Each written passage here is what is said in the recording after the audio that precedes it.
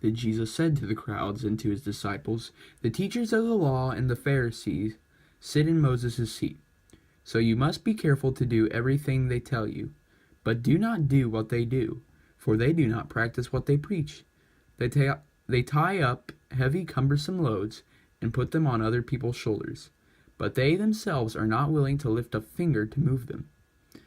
Everything they do is done for people to see. They make their phylacteries wide and the tassels on their garments long. They love the place of honor at banquets and the most important seats in the synagogues. They love to be greeted with respect in the marketplaces and to be called rabbi by others. But you are not to be called rabbi, for you have one teacher, and you are all brothers. And do not call anyone on earth father, for you have one Father, and he is in heaven. Nor are you to be called instructors, for you have one instructor, the Messiah.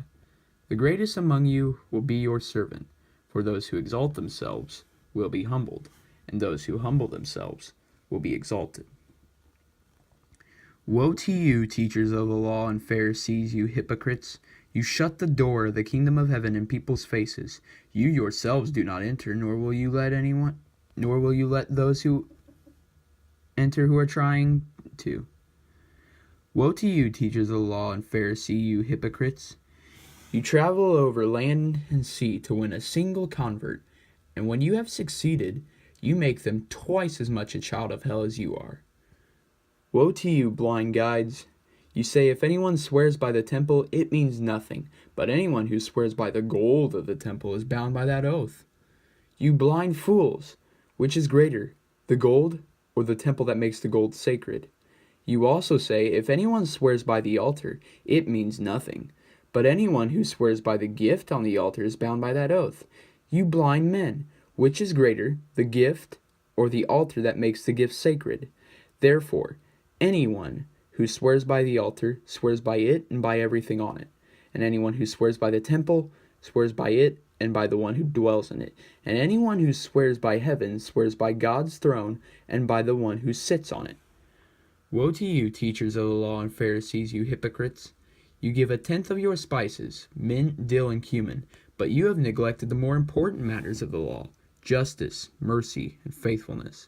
You should have practiced the latter without neglecting the former. You blind guides! You strain out a gnat but swallow a camel. Woe to you, teachers of the law and Pharisees, you hypocrites! You clean the outside of the cup and dish, but inside they are full of greed and self-indulgence.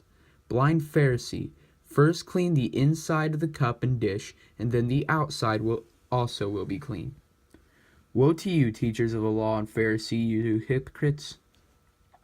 You are like whitewashed tombs, which look beautiful on the outside, but on the inside are full of bones of the dead and everything unclean. In the same way, on the outside you appear to people as righteous, but on the inside you are full of hypocrisy and wickedness. Woe to you, teachers of the law and Pharisees, you hypocrites! You build tombs for the prophets and decorate the graves of the righteous. And you say, if we had lived in the days of our ancestors, we would not have taken part with them in shedding the blood of the prophets. So you testify against yourselves that you are the descendants of those who murdered the prophets.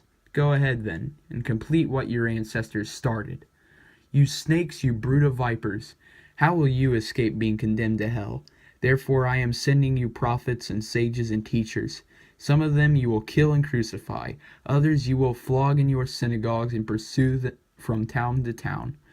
And so upon you will come all the righteous blood that has been shed on earth, from the blood of righteous Abel to the blood of Zechariah son of Berechiah, whom you murdered between the temple and the altar. Truly I tell you, all this will come on this generation. Jerusalem, Jerusalem, you who kill the prophets and stone those sent to you. How often I have longed to gather your children together as a hen gathers her chicks under her wings, and you were not willing.